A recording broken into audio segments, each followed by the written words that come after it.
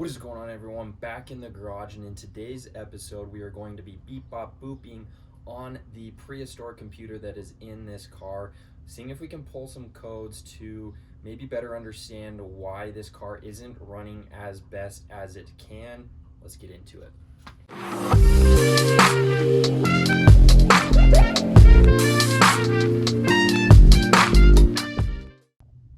Okay, so the computer, or ECU, is right behind the passenger kick panel. So we're gonna get that out and then pull out the computer. So that's what we're doing next.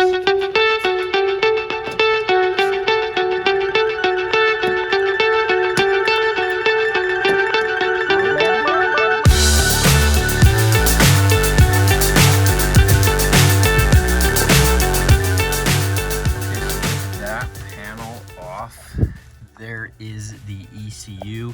Unfortunately, we actually need to remove the ECU. We have to pull it out because we have to get to the back side of the ECU in order to turn the little dial knob thing. Probably don't know what I'm talking about right now. I am going to go a little more in-depth into this because it's a little more tricky, and this could serve as a helpful how-to.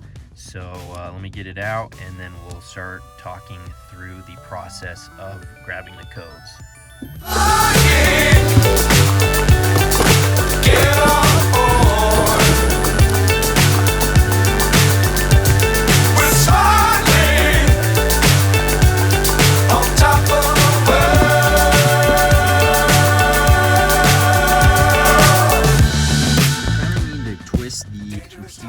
Out a little bit. I kind of just folded it like it was facing this way, and I brought it out this way. Very careful, this is very important. All these wires are important, obviously, but we are looking for this. And then I don't know if you can see in there, you can see right there, that is a red bulb. That is how we're going to read the codes on this ancient prehistoric ECU. Basically what you do in order to do self-diagnosis is, well, there's some instructions there, but basically we're going to turn this dial all the way and then all the way back, and then it's going to flash a series of times.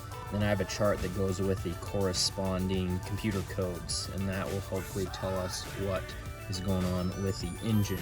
In reading the codes or self-diagnosing the computer, I'm hoping for one of two things. Well, really only one thing.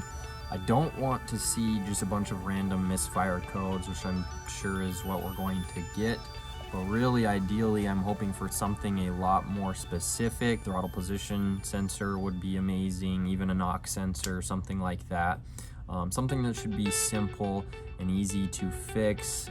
That would be awesome, and that would be the best case scenario. Let's pull these codes, take a look, and see what we've got.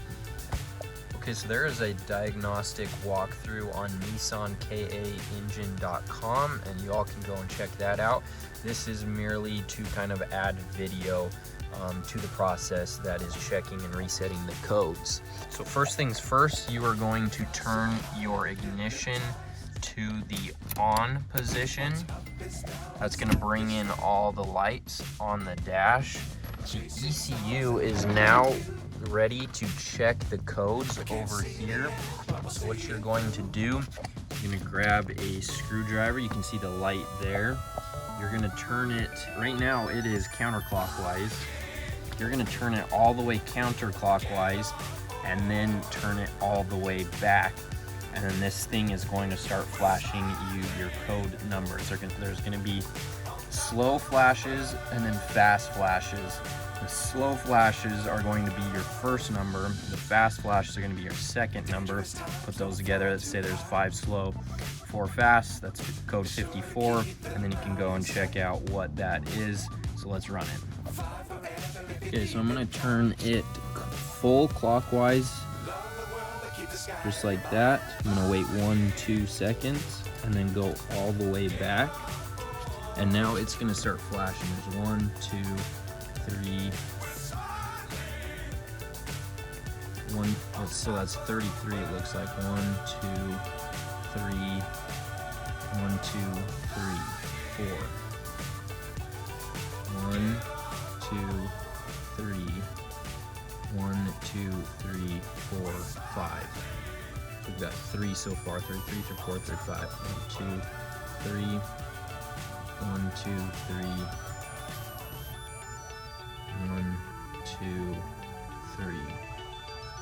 1, 2, 3, 4.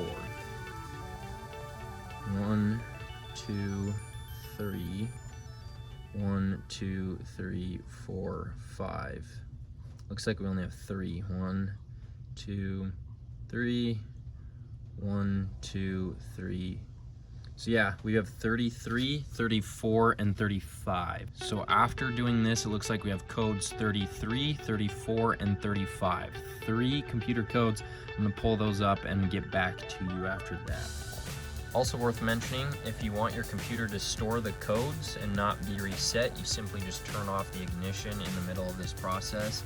If you want to reset the computer, you actually turn the mode select back fully clockwise, and then you wait 2 seconds, and then go back to fully counterclockwise, and then start the engine, and that'll clear the codes.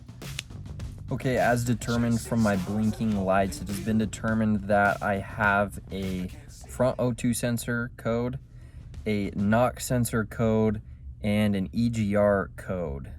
So I have a little bit of explaining to do. The O2 sensor I know about because there is no O2 sensor. I have the wire, it's just kind of dangling there. The bung, someone previously had welded up where the O2 sensor is supposed to go, so I have already known that. However, I feel like the car should still run a little bit better than it does even with no O2 sensor. With no O2 sensor, the computer just goes into open loop mode and basically just runs a little extra rich.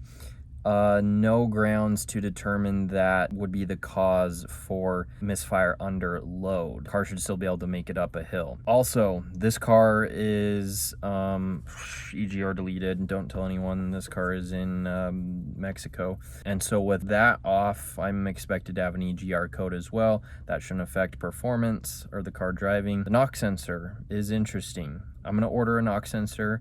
We're gonna get that installed, and hopefully that fixes our issue. I'm actually going to close out the video here. Quick, simple, easy video, kind of more of a how-to video. I just want to show you guys how to check your computer codes on your 240s. That's going to be it for today's video. Thanks so much for watching, and peace.